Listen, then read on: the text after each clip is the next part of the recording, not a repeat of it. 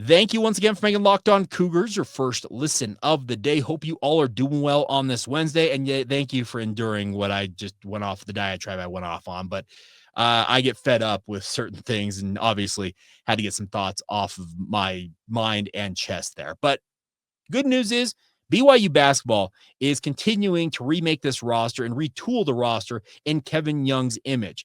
Obviously, he had an ultra successful season a year ago, and he's got a lot of nice pieces coming in, obviously headlined by AJ DeBonsa. He is the crown jewel. He's the number one overall pick. He'll be the number one overall pick, according to most people's projections in the 2026 NBA draft.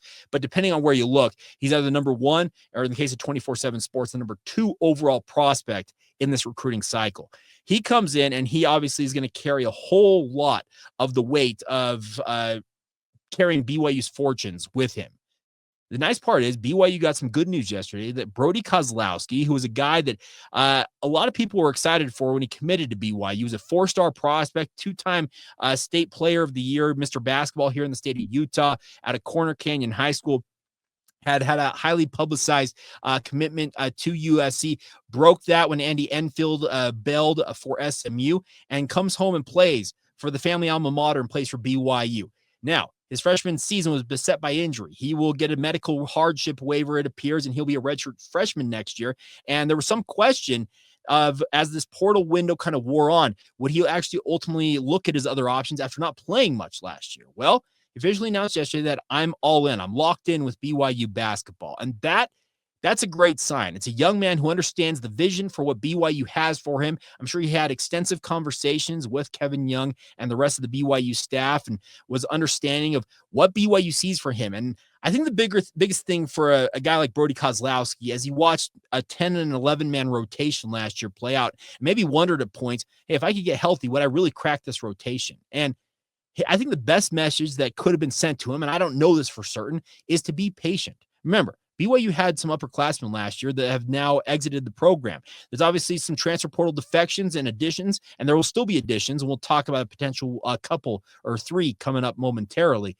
But the nice part is Brody Kozlowski has got a nice ability as a 6'7" sharpshooter to, I think, thrive in this BYU system. Is he ever going to be the featured player for BYU? Probably not, but his ability to knock down three-pointers and do it with an incredibly high pace and high tempo playing at the high school level should benefit him as he posts up in the corner at times for BYU in this offense, maybe plays off the dribble a little bit. And the other thing I like about Brody is being 6'7", he can offer some rebounding for BYU as well. So I look forward to having Brody back in the fold for BYU. And in theory, should AJ DeBonsa, should Richie Saunders be leading the way for BYU, the nice part is with the magnetism of their star power, those two alone, BYU is going to find open shots. And guys like Brody Kozlowski should feast and thrive in this system. So I think it was a really, really smart play on his part to stick around at BYU when, in many respects, it would have been very easy to see him hit the exits and look for another opportunity. I think that patience is going to pay off, and he is going to be he's going to be well rewarded, I think, overall, given adequate time. And here, fingers crossed, he has a good run of health coming up as well. Because as I said, he was beset by injury as a freshman, and we'll get that medical waiver to get a year back. Now, BYU is obviously looking for a player to fill what I call the Dallin Hall role. It's the role that Dallin Hall took on as the backup point guard / two guard ball handler role. And BYU apparently has got a guy that they have flirted with for multiple years in a row coming to campus.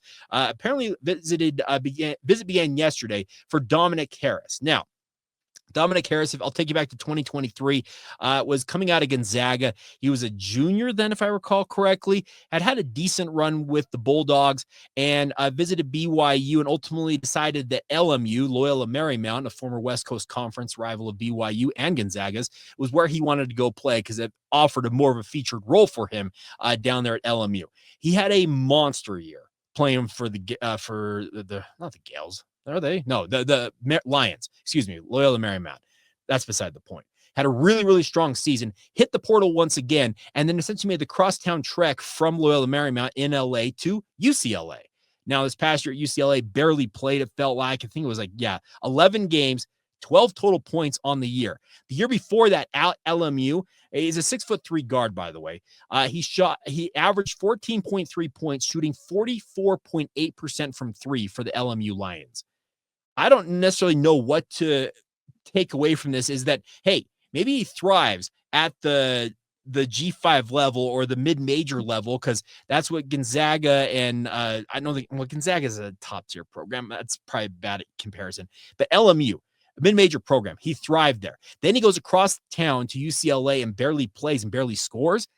Where is the truth here? What is BYU trying to get out of Dominic Harris? If this finally, the third time's the charm, the third visit, because he flirted with BYU last year, and they were a finalist alongside UCLA. This is the third offseason that he's been in the conversation for BYU. I feel like I'm doing like Groundhog Day talking about him here on this podcast. But I think the bigger point is BYU's betting on Dominic Harris being the Dominic Harris they saw at LMU and also at Gonzaga versus what they saw at UCLA. Maybe Mick Cronin's system was just an awful fit for him, even though he was sold on it in the transfer portal cycle. Great. That happens. I can tell you time and time again, a lot of guys look for the grass is greener and they're sold a false bill of goods by coaches, and they finally get to campus and they're like, this isn't anything like I expected. It happens.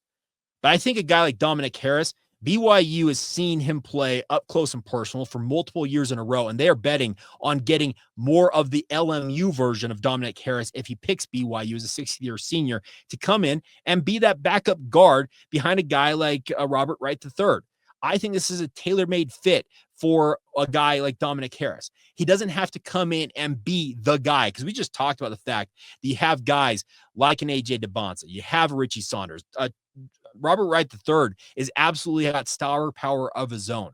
A guy like Dominic Harris could thrive in that off guard and off ball role, where he is much like a Brody Kozlowski, spotting up in the corner and finding himself wide open with the defense drawing in to guys driving and kicking. It's a great fit. And I hope that Dominic Harris finally pulls the trigger and decides that BYU, the third time is the charm for him to come and be a Cougar, because I think he's an upperclassman. He'd bring some, obviously some upperclassman mojo, leadership, just veteran presence to the BYU roster that they do have some of that, but they lost some last year.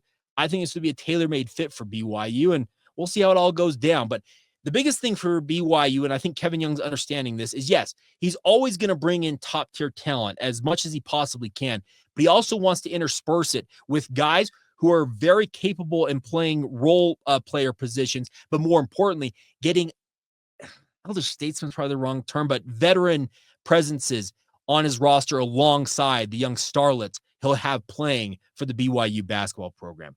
It's a very interesting mix. It's very tricky to get it right, but Kevin Young, I think year one has proven that he deserves the benefit of the doubt. And we'll see what happens here with Dominic Harris, because it sure looks like it could be a really nice fit. Now, two other guys that BYU is apparently talking to, at least, according to reports.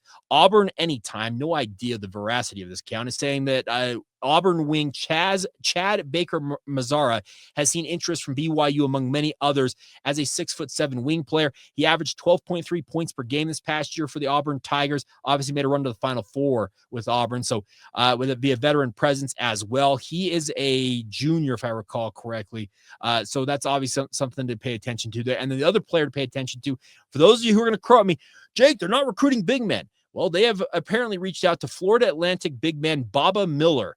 He's a 6'11" big man who averaged 11.3 points per game, 7 rebounds, and 2.7 assists for the Owls this past year. So that's one to pay attention to. You can't teach a versatile big man like that. The height he has and the stats indicate he's got something to him as well. So roster updates, retention, third time's the charm, flirtation. Who knows what happens with BYU basketball, but my overall message to you, trust Kevin Young. He's doing a really, really incredible job. And I think that what he has proven so far is he is firmly in control, and he understands what it takes to build a roster, and trust that he'll get the mix right. And we'll see what the results are, obviously, coming up this next season. All right. Final stanza of today's show coming up next. And it's something that Baylor fans are not going to want to hear. Baylor obviously is upset that Robert Wright III is playing for BYU, but according to one expert, it is an absolutely perfect fit for BYU basketball. Why? Stay tuned.